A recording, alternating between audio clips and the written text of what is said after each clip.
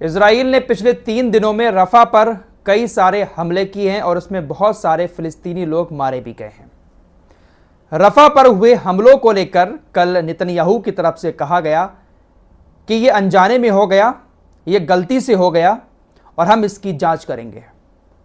इस मामले पर कल इजराइल डिफेंस फोर्सेस के स्पोक्स पर्सन डेनियल हगारी का भी बयान आया। इसने भी रफा पर हुए हमलों को लेकर कुछ अजीब शजीब बातें कही हैं। इसने कहा कि रफा के अंदर हमारे निशाने पर एक आतंकी था।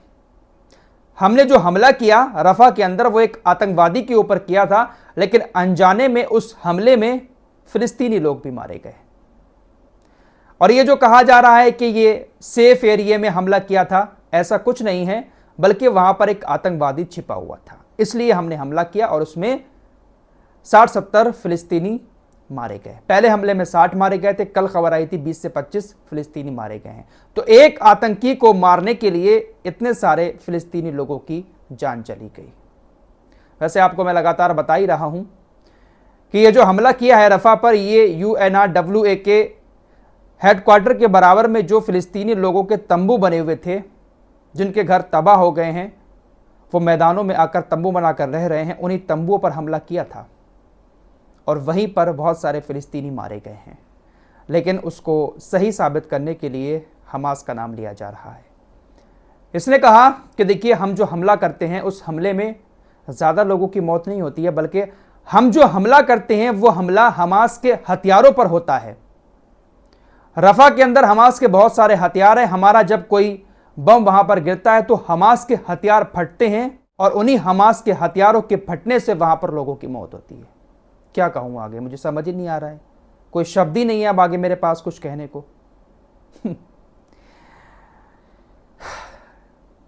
कितने आराम से ये लोग दुनिया को मूर्ख बना रहे हैं।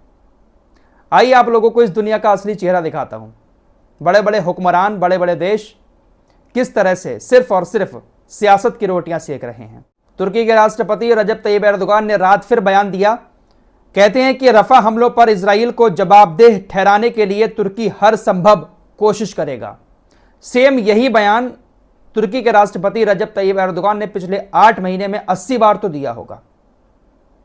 हर कोशिश करेगा इजराइल को जवाबदेह ठहराने की। जवाब देगा किसे इजराइल? तुम्हें औकात है इतनी? रफा पर हुए हमले के बाद अरब लीग की तरफ से बयान आया। इजराइल के खिलाफ सबूतों को मजबूत करने के लिए रफा नरसंहार को अंतर्राष्ट्रीय न्यायाधिकरण में प्रस्तुत किया जाना चाहिए। अरब लीग अभी भी इजराइल के खिलाफ मजबूत सबूत इकट्ठा करके इंटरनेशनल कोर्ट में ले जाना चाहता है। अरे इजराइल मान किसकी रहा है भाई? कोर्ट कितने सारे फैसले सुना चुका है, किसकी मानी इजराइल ने? और अरब लीग अभी भी सबूत इकट्ठे करने में लगा हुआ है। रफा पर हुए हमले के बाद सऊदी अरब की तरफ से स्टेटमेंट आया। सऊदी अरब का कहना है कि वो फिलिस्तीनी लोगों के खिलाफ इजरायली कब्जे वाली ताकतों द्वारा किए गए लगातार नरसंहारों की कड़े शब्दों में निंदा और निंदा करता है। 2 बार ये शब्द लिखा है निंदा का, कि निंदा और निंदा करता है। हंसी आती है यार मुझे अब तो इनकी खबरें बताते हुए। 2 दिन से आप लोगों को खबर बता रहा हूं कि मिस्र के रफा बॉर्डर पर इजराइल ने अपनी सेना को तैनात कर दिया है। परसों गोलीबारी भी हुई थी इजरायली सेना और मिस्र की सेना के बीच, जिसमें कुछ मिस्र के सैनिक हताहत हुए थे। कल आपको खबर दी थी, जो घायल सैनिक थे उनकी कल मौत भी हो गई। दोस्तों, हर देश के अंदर जब किसी सैनिक की मौत होती है, कोई सैनिक अपने देश के लिए शहीद होता है, तो उसको दफनाने से पहले, अंतिम संस्कार करने से पहले एक सैन्य समारोह होता है। सेना की तरफ से सलामी दी जाती है, एक सेरेमनी होती है, उसके बाद ही उसको सुपुर्द खाक या अंतिम संस्कार किया जाता है। लेकिन दोस्तों, मिस्र के जिस सैनिक को इजरायली सैनिकों ने अपनी गोली से मारा है, उसके जनाजे से पहले किसी तरह का कोई भी सैन्य समारोह नहीं हुआ, ऐसे ही उसको दफना दिया गया। अस्सलामु अलैकुम, मैं हूं मोहम्मद शुजाउद्दीन। नाज़रीन, आप मेरे हाथ में ये जो देख रहे हैं, ये है तकमीली तलबीना। तकमीली तलबीना ताकत, सेहत और शिफा के लिए सुन्नत और तिब्ब नबवी का बेहतरीन नुस्खा है। अगर आप अपने इलाके में तकमीली तलबीना का बिज़नेस करके गारंटी के साथ हर महीने 15 से 25 हज़ार रुपये तक कमाना चाहते हैं, तो अभी इस नंबर पर कॉल करें 9890963757। मेरी अपनी कंपनी है Takmeeli food products private limited, Malegaon, India. ये बात हुई इस्लामिक देशों और उनके नेताओं की। आइए अब आपको अमेरिका की तरफ लिए चलता हूं।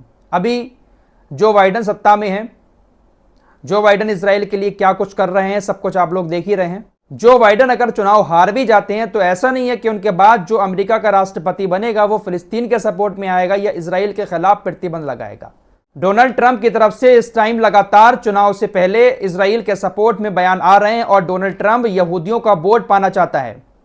डोनाल्ड ट्रंप ने कहा कि देखिए, अगर मैं सत्ता में आता हूं, मैं राष्ट्रपति बनता हूं अमेरिका का, तो अमेरिका की यूनिवर्सिटीज में जो बच्चे फिलिस्तीन के सपोर्ट में प्रदर्शन कर रहे हैं उनको सख्त सजा दूंगा। निक्की हेली यह भी अमेरिका के राष्ट्रपति पद की उम्मीदवार है।